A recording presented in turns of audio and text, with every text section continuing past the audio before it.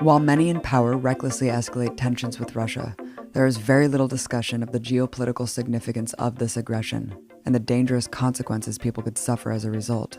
The establishment's anti-Russian sentiment goes beyond allegations of election hacking, with leading U.S. intelligence officials labeling Russia as the #1 existential threat to the United States. One of the foremost experts on U.S.-Russia relations is sounding the alarm that the potential for nuclear confrontation is greater than ever before, fueled with virtually no debate by the mass media.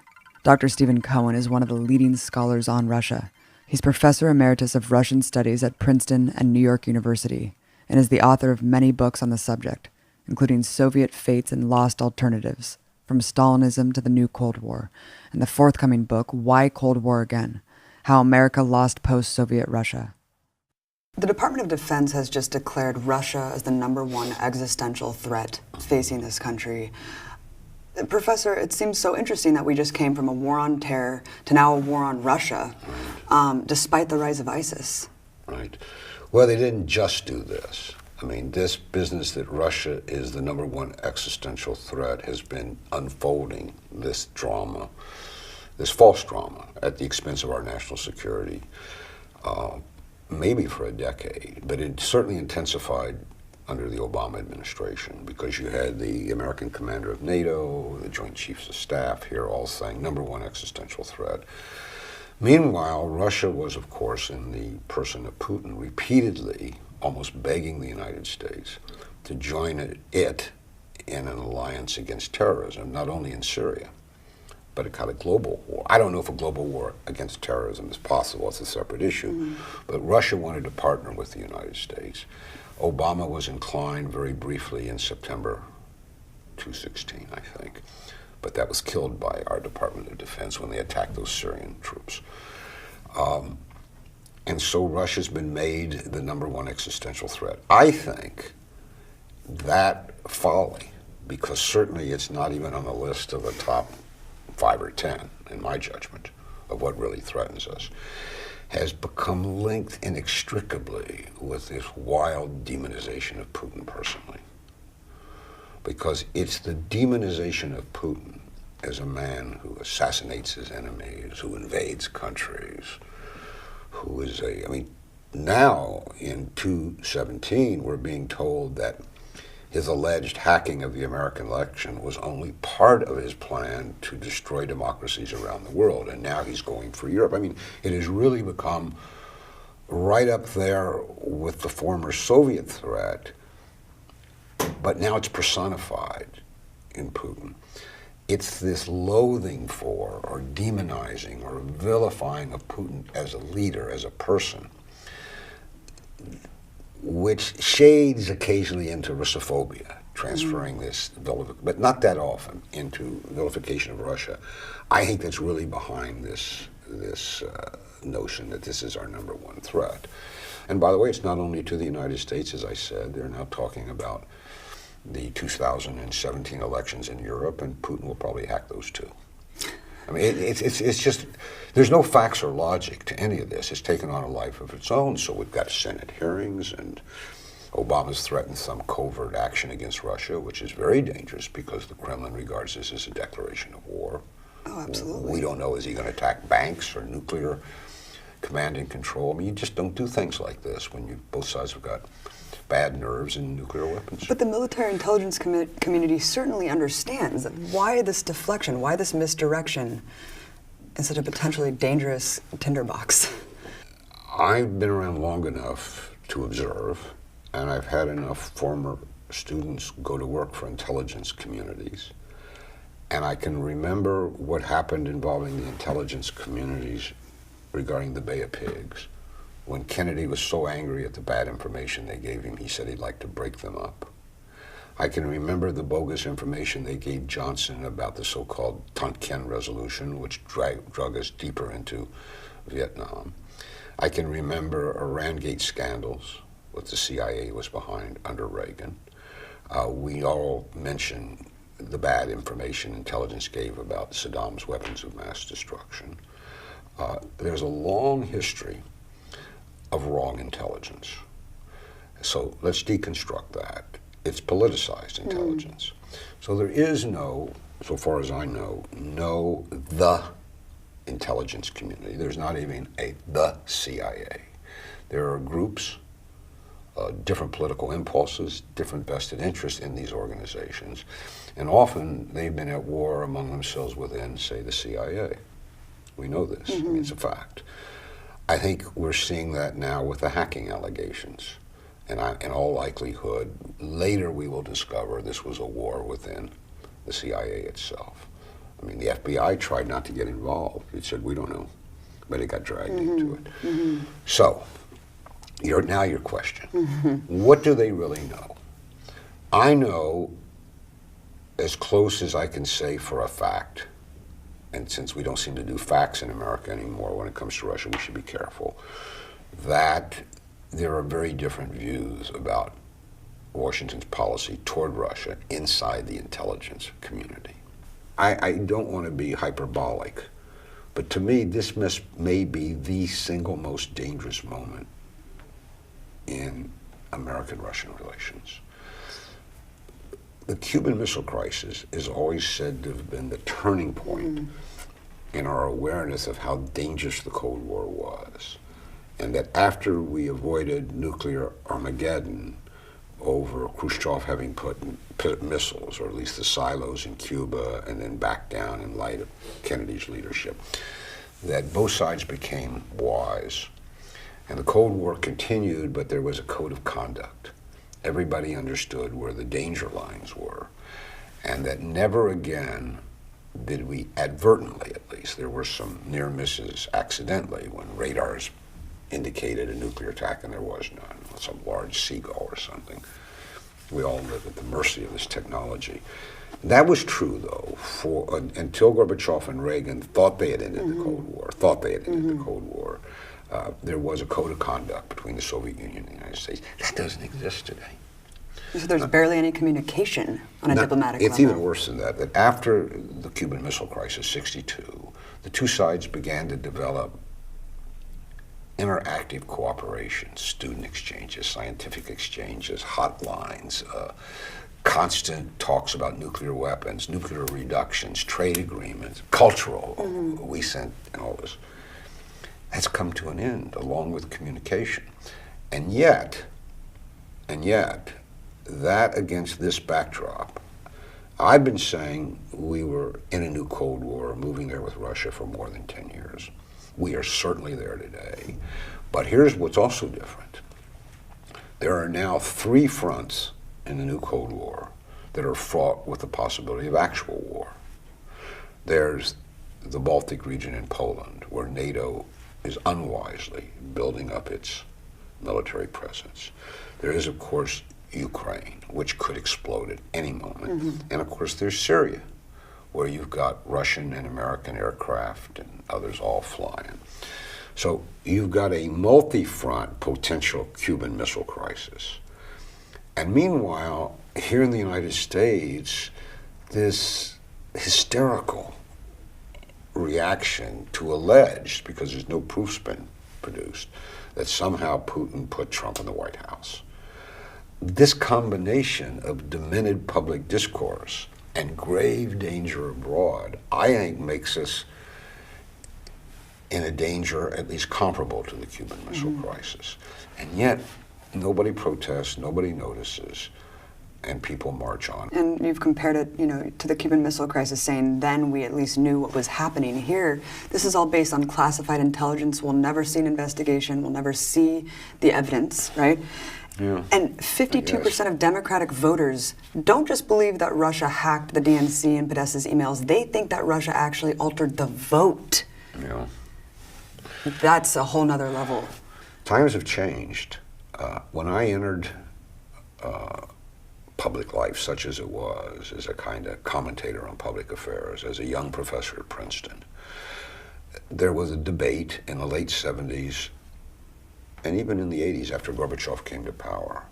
Should we pursue more Cold War with Russia, or should we have what's called détente? Détente then, nobody imagined you could actually end the Cold War at that time, but détente meant introducing more elements of cooperation in the relationship so we'd be safer.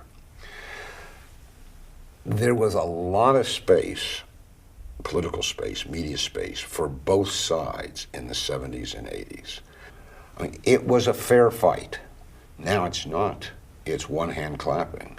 The Cold Warriors dominate the media. Now, how that happened, the journalism schools who were supposed to say something about media malpractice seem silent.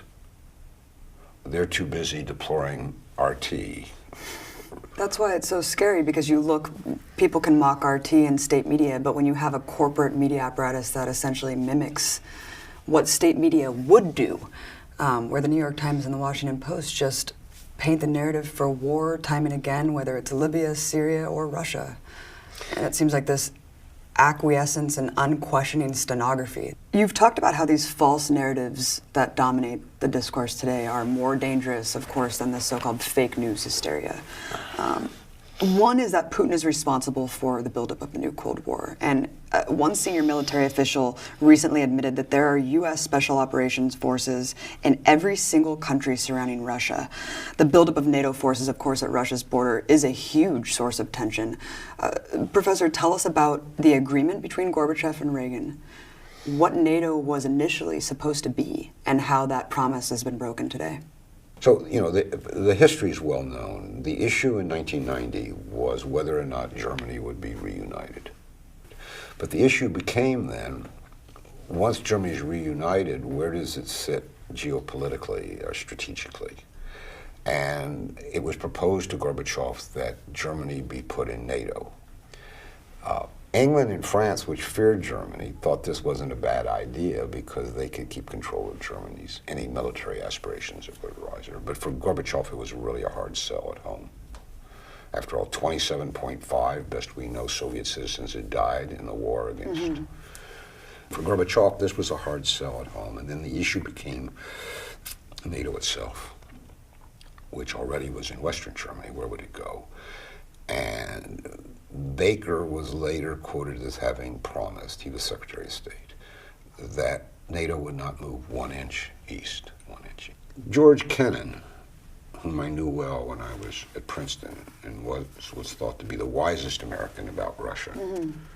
Not sure he was, but he was thought to be an iconic figure, warned repeatedly when Clinton was considering NATO expansion. This would be the most grievous mistake, and it would lead to a new Cold War. But it didn't take a profound mind to understand this. NATO was a military alliance, had been created in the late 40s to deter or fight Soviet Russia. Russia was no longer Soviet, but was still Russia. When you begin to move it slowly, creep like Pac-Man, gobbling up all the way to Russia's border, where it sits now, that worse than trouble is going to ensue. And the way it ramified, of course, is it was the driving force behind the Georgian War of 2008. We created a proxy army in Georgia.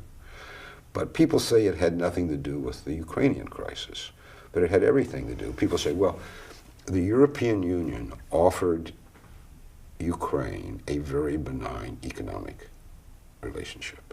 That wasn't a benign agreement, about 1,000 pages long, and I reported this in one of my first articles on the crises, and everybody got very angry at me. There's a section called Military Security Issues, and it's very clear that any country that signs this so-called Eastern Partnership Agreement with the EU is obliged to adhere to NATO security policies. By signing that, you became a de facto member of NATO. And this was just more of the attempt by Washington to get Ukraine into NATO, if not openly through the back door. And they're still at it. So what can we say? That the decision to expand NATO all the way, including Ukraine and Georgia, has created a situation in which none of us are safe. And they call that national security. Professor, I wanted to talk briefly about Syria because, of course, the U.S. has been screaming about Russia's intervention in Syria, not really speaking much about their long-standing intervention as well with the funding and arming of Islamic extremists on the ground. Objectively, what has Russia's interference been? Like, why did they intervene? What was their purpose, and what has the outcome been? Well, let's start with the outcome. the fall of Aleppo. There are two narratives. Well, there are probably a third, but there are two competing around the world. That the Russian, Syrian, Iranian taking of Aleppo was an act of great liberation. The city was liberated from terrorists. And there's plenty of footage, the footage can be faked, of people rejoicing when the Syrian army entered on the ground and the Russians sent in the humanitarian trucks. The other is it was a war crime committed by Russia and Syria against people called rebels and their kids. I believe, though I know that war, it's why we call war hell, that innocents suffer above all, that the truth is closer to the liberation scenario than to the war crime scenario. ISIS retook Palmyra, the city that the Russians had liberated, had that concert at some months before, clearly abetted by the United States, which is allowing, as the United States seeks to, quote, liberate Mosul, allows the jihadists to go from Iraq unfettered into Syria, probably to help retake Palmyra. Yeah, right, they left that back door open. Right, I mean, they see them, I mean, they could bomb them if they wanted to, but they're moderate jihadists, I guess. But why did Russia go in? I think that really is the best question in some ways we could discuss today, because left out of all the scenarios of demonizing Russia, you get the opinion, because it's left with you, that Russia has no legitimate national interests abroad. Russia should be okay with a NATO military base right on its several places, from Ukraine up to the Baltics on its border. What, you know, we're good guys, why? And you know, you can do the usual analogy. Yeah, what if it was a Chinese-Russian base in Canada or Mexico? I mean, this is just preposterous, we don't ask. But Syria seems remote, but it isn't. Russia has a very serious problem with domestic terrorism at home in the Caucasus. It has had for a long time. Somebody did the numbers, I can't vouchsafe for them, but the number of people lost to terrorism on 9/11 here and other terrorist acts involving Americans, and those lost to terrorism inside Russia are about the same, somewhere approaching 4,000. But Russia continues to grow because it has this terrorism. Putin was very clear from the beginning, but the number one reason for sending the Russian Air Force to fight in Syria was, and Putin put it like this, it's either Assad in Damascus or it's the Islamic State in Damascus. And if the Islamic State is in Damascus, our national security, Russia's, is gravely threatened. For Putin, and it's not just Putin, for the Russian security elite, the fall of Damascus to the Islamic State would have been a national security disaster as they saw it. They counted on the American promise for 2 years that they were going to destroy the Islamic State. Right. And they said, good, let the Americans do it. We don't need this. What happened during those 2 years? The Islamic State grew. It took more and more territory in Syria, leave aside Iraq, correct? More and more, until we had something new we never had before. We had a terrorist organization that actually had become a state. I mean, they were running in their own way while they weren't chopping off heads. Municipal government, collecting taxes. Currency, running schools, and the rest. We had never had this kind of phenomenon before. And the Russians were deeply worried, and the Americans said, don't worry, we'll take care of it. But they didn't. They were too busy trying to get rid of Assad. So when people say Putin's a liar, we see this almost every day in the New York Times. They have to add that he didn't go to Syria to fight terrorism. He went to bolster Assad. You have to connect the dots. In Putin's mind, bolstering Assad, which meant what was left of the Syrian state and the Syrian army, was essential to stopping ISIS or the Islamic State in Syria. You couldn't separate the two. Not only was Putin candid about this, but he came to the UN a couple years ago or whenever, and in his speech said, this is what we're confronting, join us. Russia's never said Assad forever in Damascus. That's the so-called political process.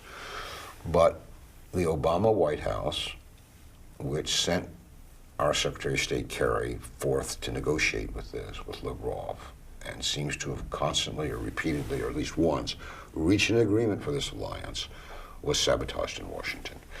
It was more important for the forces in Washington to be rid of Assad or to prevent Putin from any kind of, quote, victory than it was to fight this terrorism in Syria.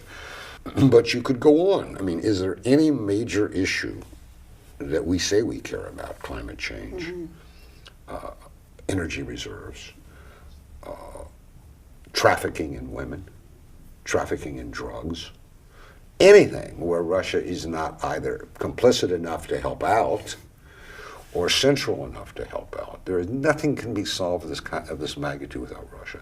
So the gravest danger today is not ending this American-fostered new Cold War and turning Russia even more into an opponent of our mutual interests. That's the gravest danger. The other grave danger, of course, is that no sensible person should trust the so-called nuclear safeguards. We're on the razor's edge of accidental nuclear war launch. Weapons on both sides are still on high alert. High alert means that the leader of the other country has somewhere between 13 and 25 minutes, 13 minutes and 25 minutes, to know whether that's a large seagull coming in or a nuclear weapon, and to retaliate, because the whole system is based on you won't attack me because I will. Right. Russia could be an immense threat to us by continuing to treat it the way we are. But you could turn this around in important ways very, very quickly. And of course, the mainstream will resist, it will fight. But politics is about fighting, so the handful of us, or maybe there are more, who think we have to do this for our own security, will have to fight.